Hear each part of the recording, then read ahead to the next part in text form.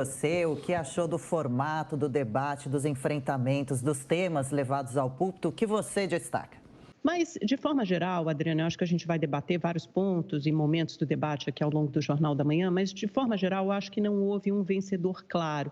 E talvez esse debate contribua para levar a eleição para o segundo turno. E por que eu estou dizendo isso? Cada personagem desse debate, cada um dos candidatos, trabalhava com um objetivo.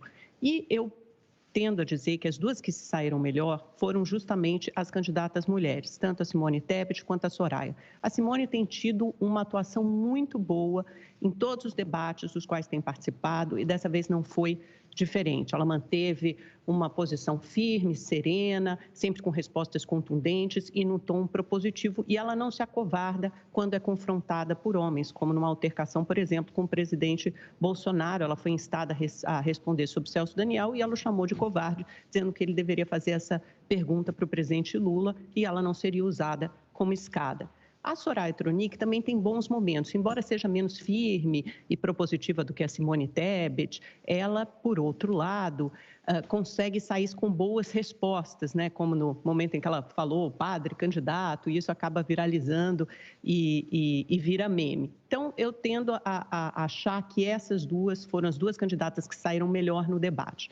O padre Kelman, que aparece aí no seu vídeo, para quem nos acompanha por imagem, simplesmente escada uma linha auxiliar do presidente Bolsonaro, uma figura folclórica que beira o ridículo, é um padre impostor falso. Aliás, foi desmascarado por dois candidatos que participaram do debate, tanto por Lula quanto por Soraya Tronic.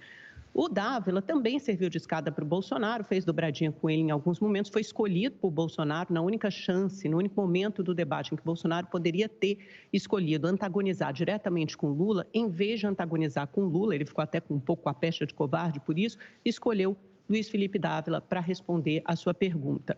Quanto aos dois candidatos, o Ciro Gomes, o Ciro também é importante falar, o Ciro normalmente se sai bem em debates, ele é uma figura que tem uma retórica muito boa. Apesar do horário, o horário foi horroroso, eu também achei um desrespeito ao telespectador. Achei que o desempenho do Bonner foi melhor do que o desempenho que ele teve na sabatina. Gostei da dinâmica, do posicionamento cara a cara, porque ele deu chance aos candidatos para mostrar a sua personalidade e, por que não dizer, colocar as suas garras de fora. Esse debate não foi uma oportunidade para conhecer ideias e projetos. Esse debate foi uma chance para conhecer a personalidade e o caráter dos candidatos. Esse debate não foi informação, ele foi entretenimento, como alguém já comentou aqui hoje. Foi o caldeirão do Bonner. Na minha opinião, respeitando a opinião de todo mundo, a Tebet e a Soraya passaram uma vergonha ainda maior do que nos outros debates. Elas se alternam. Ora, elas prometem resolver todos os problemas, ora, elas resolvem repetir frases lacradoras sem nenhum significado, até de uma forma debochada, agressiva e muito teatral.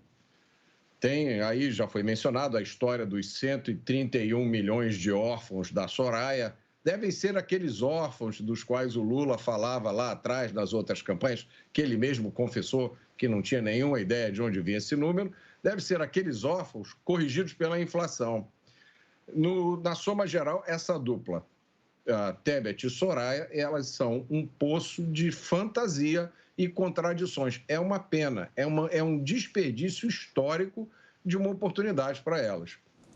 Achei que o Luiz Felipe Dávila perdeu excelentes oportunidades de falar sobre propostas, ele se refugiou no lugar comum, repetiu muitos chavões e ainda foi fazer uma pergunta para o candidato do PT sobre um tema complicadíssimo, fez uma pergunta ruim e levantou a bola para o candidato do PT à toa.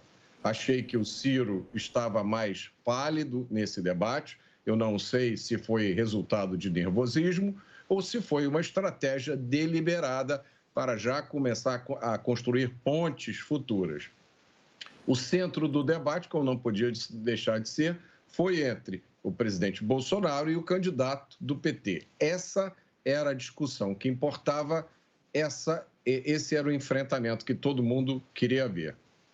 Eu achei o presidente calmo, falando com serenidade, inclusive sorrindo em diversos momentos, o que foi uma novidade bem-vinda. Ele continuou a ser alvo de acusações sem pé nem cabeça, de histórias sem qualquer compromisso com a lógica, como foi o caso dos 130 milhões de órfãos da Soraya. O presidente manteve a calma, mesmo no momento em que teve que expressar indignação. Esse não foi o caso do candidato do PT, que estava raivoso. A primeira intervenção dele, ele falou com a voz muito áspera e muitas vezes afrontando também a lógica e a verdade. Quando ele foi acusado pelo Luiz Felipe Dávila, quando ele foi confrontado pelo Luiz Felipe com números sobre corrupção, ele resolveu pedir a fonte. Qual é a fonte desses números? Logo ele, que fala 200 números estatísticas por segundo sem qualquer fonte. Ele insistiu que foi absolvido no STF e na ONU, uma coisa absolutamente inacreditável, como uma pessoa que quer ser presidente do Brasil diz isso. Ele poderia dizer que ele foi absolvido num disco voador indo a Marte, que a quantidade de verdade na afirmação seria a mesma.